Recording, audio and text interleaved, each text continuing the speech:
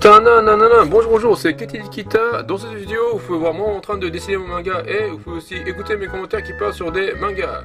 Donc on vient d'annoncer qu'on vient de fabriquer un pot de cupidité en poterie. Donc le pot de cupidité est une carte qui se trouve dans un jeu de cartes à collectionner qui s'appelle Yu-Gi-Oh! Et il permet de piocher deux cartes de son deck. Et donc cette carte est de... Et on a fait une poterie avec cette carte.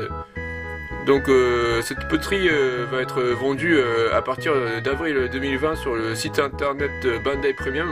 Et le prix coûte à peu près 11 550 yens. Donc c'est-à-dire ça fait à peu près 95 euros. Donc Yu-Gi-Oh! C'est un jeu de cartes, mais de base c'était un manga. Donc on avait un manga qui s'appelle Yu-Gi-Oh! Et après on a fait un jeu de cartes qui s'appelle Yu-Gi-Oh! Donc le manga Yu-Gi-Oh! C'est un manga qui a été écrit et dessiné par Kita, mon petit Kita. Qu'est-ce qu'il y a, grand-père? Il paraît que t'es en train de parler sur Yu-Gi-Oh! Ouais. Donc aujourd'hui, j'ai fait mes petites recherches sur Yu-Gi-Oh! En surfant sur Google, grand-père. Donc, il fait beau... Non, Yu-Gi-Oh! Grand-père. Le manga s'appelle Yu-Gi-Oh! S'il te plaît, grand-père. Yu-Gi-Oh! Littéralement, traduit en français, le roi des culs... Non, le roi des jeux. C'est quoi ça, le roi des jeux? C'est un roi qui est super pervers. S'il te plaît, grand-père.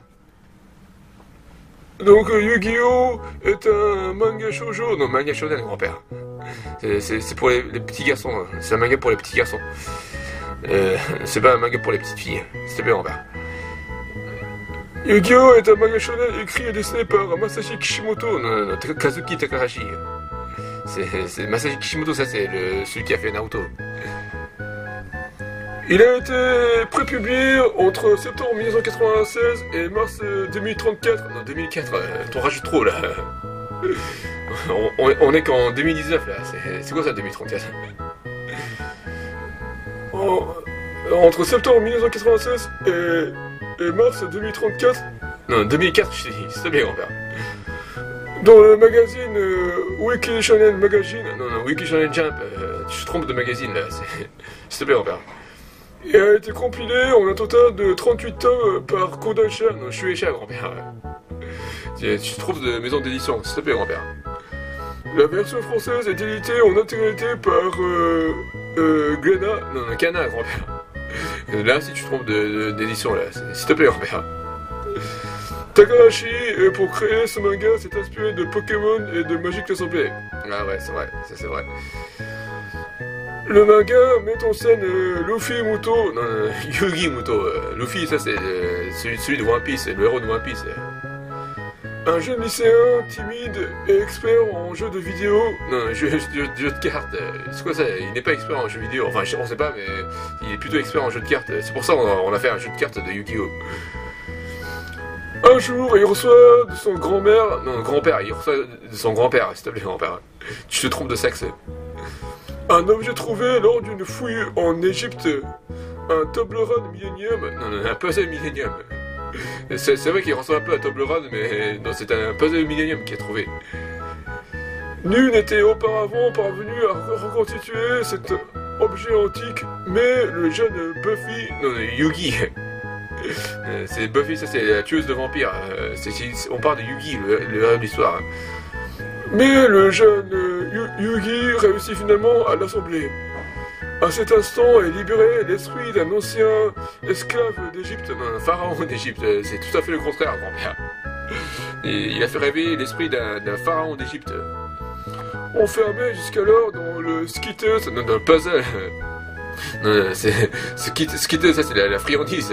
Il n'était pas enfermé dans le skitters, s'il te plaît, grand-père.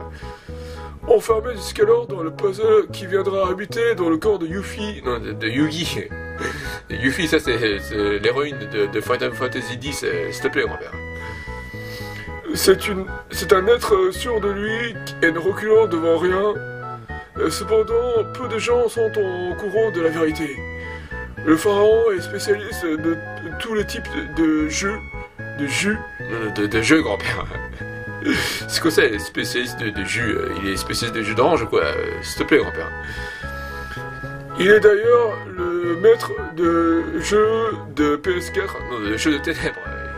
C'est quoi ça, le maître de jeu de PS4? Non, il est le maître de jeu de ténèbres. S'il te plaît, grand-père. Mais pour une raison inconnue, il ne se souvient pas de son passé, ni de qui il est exactement. Après de successifs affrontements contre son grand rival Zero Kaiba, non, Seto Kaiba, c'est pas un zéro, il s'appelle Seto Kaiba.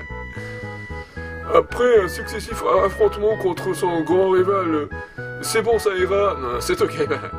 C'est quoi ça, c'est bon ça ira, tu parles de quoi?